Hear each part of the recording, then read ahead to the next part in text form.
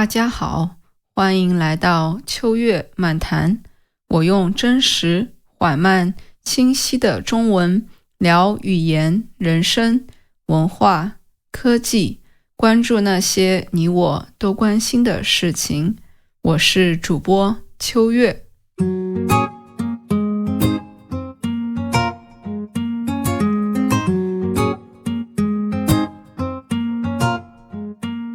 嘿，朋友们，大家最近怎么样呀？我最近花了3个星期的时间看完了《进击的巨人》，是一个日本的动漫。看完之后，我有非常多想聊的，所以这一期播客里就想和大家聊一聊《进击的巨人》。《进击的巨人》的英文名是Attack on Titan。那这个动漫其实非常的出名，有很多，尤其是在中国，之前不看动漫的人都是因为进击的巨人才开始看日本动漫的。那我这一次看其实是第2次了。那我第一次看的时候其实是实时的在追这部动漫。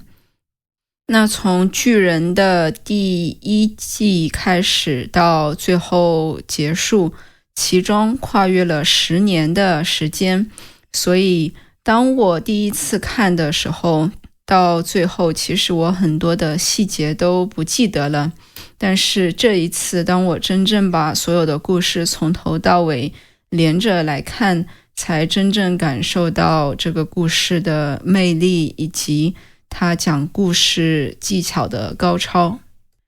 但我这一期并不是想聊这个进击的巨人的故事是怎样，而是更多的从我自己的角度而言，聊聊为什么我觉得进击的巨人好看，以及从讲故事、写故事的角度而言，进击的巨人有哪些点做得很好。那在过程当中可能会涉及到一些剧透，所以如果你建议的话，我推荐你看完巨人再来听这期播客。但其实我觉得有一些剧透之后去看这个故事，可能会让你更加的享受这个故事，尤其是对于复杂的有很多转折的故事而言，这背后其实是有科学研究的。比如说对于有很大悬念的故事而言，我们的大脑其实是处在一个认知负荷很重的状态，甚至是有一种非常强烈的焦虑感，因为我们不知道接下来会发生什么。但是如果有剧透的话，它其实起到了一种安全机制的作用，能够减轻故事转折给我们带来的压力，尤其是对于一些很容易感到焦虑的观众而言，然后让我们更能够关注到故事里的一些细节，而不是不断的猜测接下来会发生什么，很担心的这样一个状态。这也能够让我们更加享受故事本身的结构，作者埋下的一些伏笔，以及作者本身的故事讲述的技巧。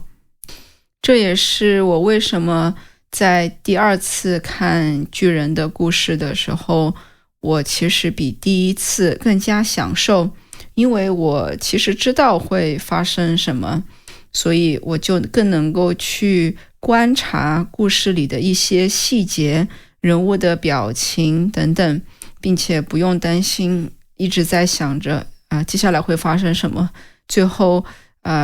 主角的结局是怎样。这其实是一个很反常识的点，我之前一直以为剧透是会降低我对某个故事的享受的，但当我读到这一篇文章，就是关于剧透的积极的作用的研究，我就突然意识到，也许知道一些剧透能够帮助我更好的去享受故事。我会在 show notes 里边附上这个研究的文章，感兴趣的朋友可以去看一看。那下面我想聊一聊几个点，为什么我认为《进击的巨人》是最近这几年最好的动漫吧。那第一个点就是在巨人的故事里有非常多的伏笔和铺垫，伏笔和铺垫的英文就是 foreshadowing， 这是写故事里非常重要的一个手法，一个方式，就是通过铺垫来预示接下来会发生的事情。在巨人的故事里，从第一集开始就有非常多的伏笔，是在我第一次看的时候没有注意到，但是当我第二次看的时候，我非常的惊讶，从第一集开始就有这么多的细节来预示接下来会发生的事情。比如说在巨人的第一集的开头是主人公做梦，那做梦的内容其实我们在一开始看的时候并没有关注这个梦的内容是什么，但是当我第二次看的时候，我发现主人公做梦的内容其实是这个故事后半段会发生的事情，而他之所以会做这个梦，是因为未来的他具有一个所谓穿越时间的这样一个能力。当我第一次看的时候，我疑惑了一小会儿，为什么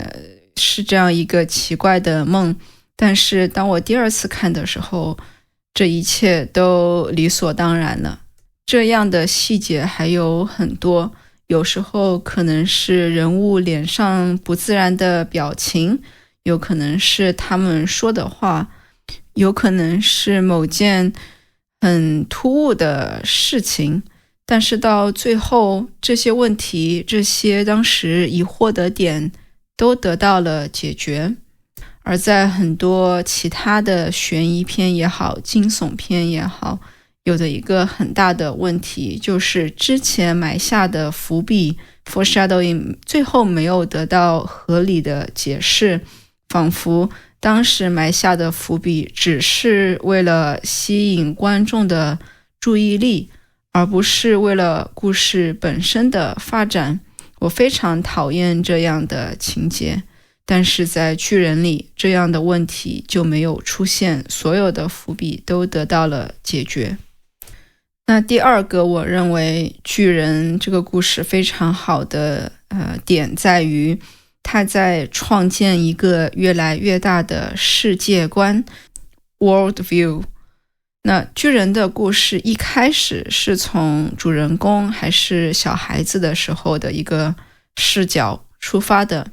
然后随着他的成长，他所看到的世界也在不断的扩大。我非常喜欢这样世界观不断扩大的片子，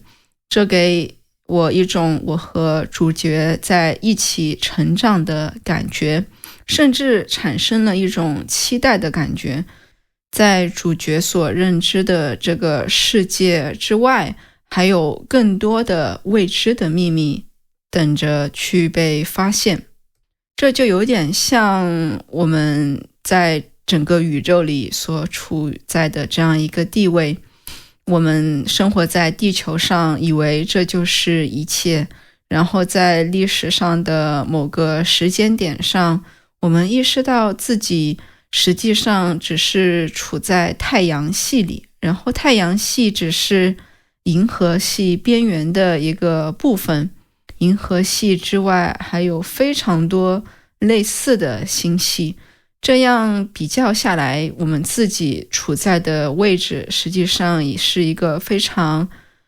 渺小甚至是微不足道的这样一个地位。这就给了我对这个世界的一个期待感，因为有那么多我不知道的事情存在。那在我另外一个我很喜欢的动漫《全职猎人》里也有类似的发展，从主人公长大的小岛到他去新的城市去探索新的能力，再到最后发现他们可能生活存在的这个世界之外还有另外一个世界存在。总之，我觉得这样一种不断发展的世界观是很多故事成功的原因之一。那第三个点，关于巨人很成功的原因，就是玩弄时间线。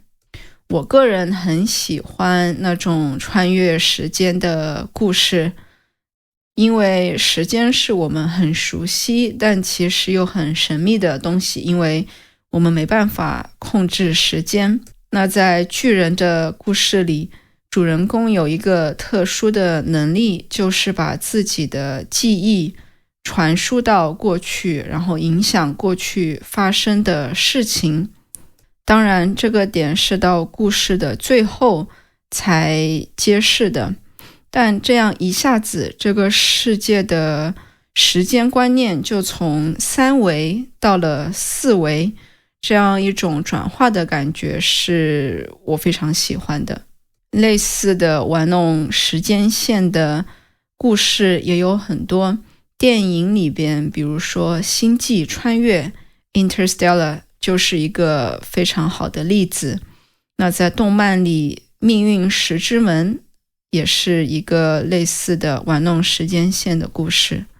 那最后一个我很喜欢巨人的点，就是他的人物发展。我最近在看一本关于如何写好的故事的这样一本书，那这本书的名字叫做 Save the Cat。 那为什么这本书叫这个名字呢？是因为作者认为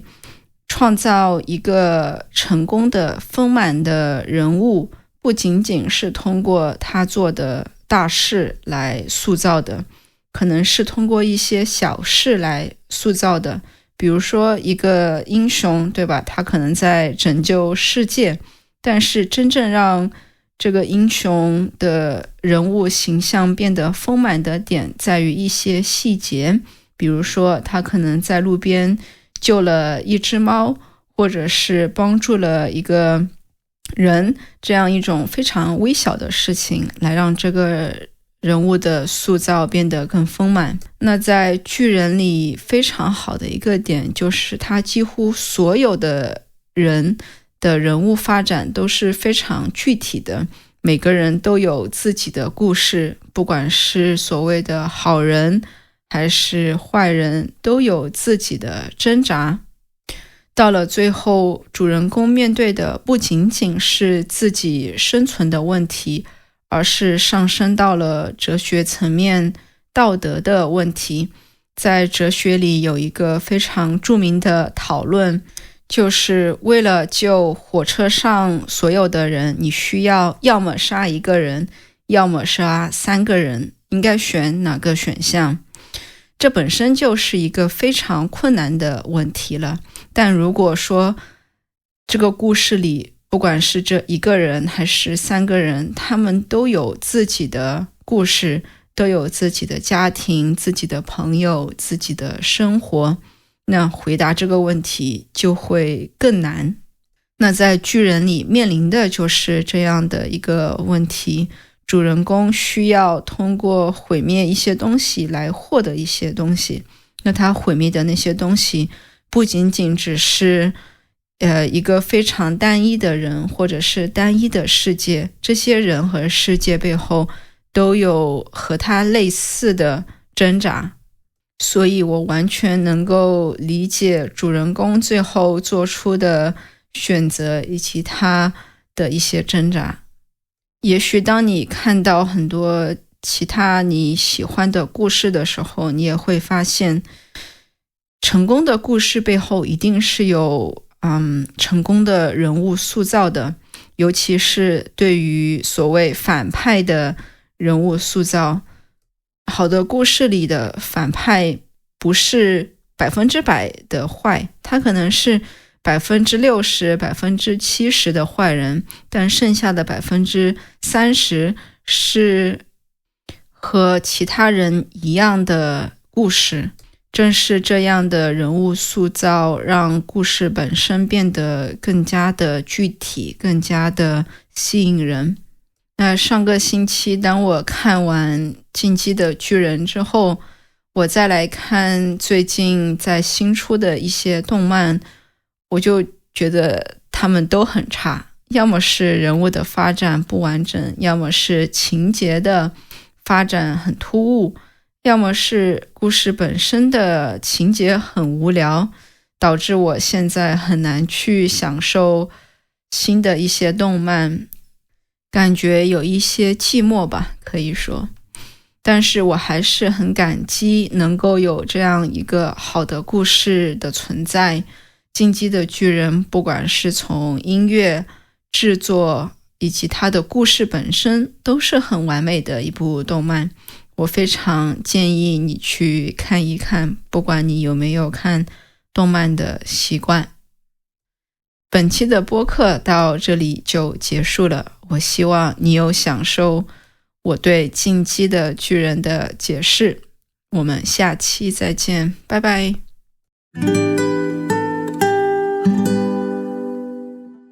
秋月漫谈是一个面向中文中高级学习者的中文播客，我用清晰而缓慢的中文聊你真正关心的话题。